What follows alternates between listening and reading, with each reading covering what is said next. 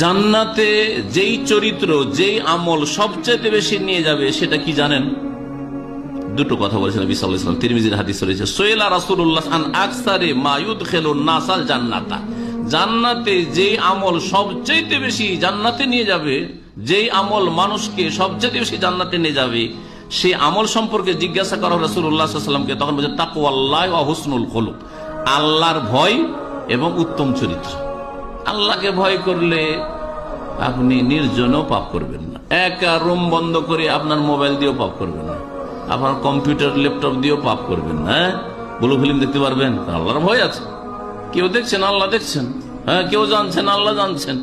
হ্যাঁ, চুরি করতে পারবেন, ব্যভিচারের জানার কাছে যেতে পারবেন, মদের কাছে যেতে পারবেন, হারাম রোজগারে যেতে পারবেন, কোথাও যেতে পারবেন না আল্লাহর ভয় যদি থাকে। আল্লাহর ভয় সবচেয়ে বেশি জান্নাতে নিয়ে যায়। হুসনুল খুলুক, আর মানুষের সাথে উত্তম চরিত্র যদি আপনি দেখাতে পারেন সেটা জান্নাতে নিয়ে যাবে। সততা মানুষকে জান্নাতে নিয়ে যায়। এই সততার ক্ষেত্রে দেখছেন যে আমি দিনে হয়তো এক দুটো মিথ্যা কথা বলে দিচ্ছি, আগামী দিন থেকে না একটা মিথ্যা কথা বলবো না, ক্ষতি হোক আমার, মিথ্যা কথা বলবো না। এইরকম একটু মন মানসিকতা তৈরি করলে হলো, এরকম ইমান একটু তৈরি করলে হলো যে আমি এই যে মিথ্যা কথা বললাম কি পেলাম, আমার একটা বদ অভ্যাস, মিথ্যা কথা বলা বদ অভ্যাস ছাড়া আর কিছু না। আসলে বদ অভ্যাস হয়ে যার ফলে অহরহ মিথ্যা কথা হয়ে যাচ্ছে। সত্য কথা বললে, সত্য কথা ইয়াহদি ইলাল বিররি ওয়া ইন্নাল বিররা ইয়াহদি ইলাল জান্নাহ, নবী করিম সাল্লাল্লাহু আলাইহি ওয়াসাল্লাম বুখারী মুসলিম হাদিসে রয়েছে যে সত্য কথা মানুষকে নেক জীবনের দিকে নিয়ে যায়, আর মানুষের সৎ জীবন নেক জীবন জান্নাতের দিকে নিয়ে যায়। রাগ যদি উঠে, রাগকে দমন করার চেষ্টা করবেন, রাগবেন না, রাগকে বাড়াবেন না, রাগকে কমাবার চেষ্টা করবেন। এইটা জান্নাতে নিয়ে যাবে এবং জান্নাতে আল্লাহ রাব্বুল আলামিন তার জন্য বিশেষ পুরস্কার রেখেছেন।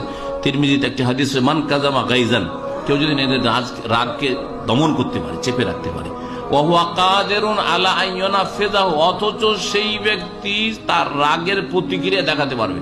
একটা লোকের উপর রাগ উঠলো, সে আপনাকে রাগিয়ে দিয়েছে, তাকে মারতেও পারবেন, তাকে শাস্তি দিতে পারবেন, প্রতিশোধ নিতে পারবেন, সব করতে পারবেন, তারপরেও ছেড়ে দিলেন না, বাধ্য। দাউল্লাহ আলা রুউসিল খালাইক ইয়াউমাল কিয়ামতের দিনে সমস্ত মানুষের সামনে ওই ব্যক্তিকে, যে ব্যক্তি রাগ সংযম করেছিল, তাকে ডাকবেন।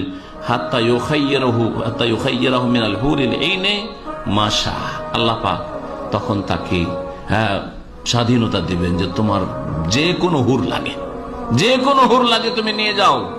আল্লাহ পাক রব্বুল আলামিন এই ফজিলত রেখেছেন যদি রাগকে দমন করতে পারেন। বিশেষ করে পারিবারিক ক্ষেত্রে স্বামীর বদমেজাজ, স্ত্রীর উপর রাগ যখন তখন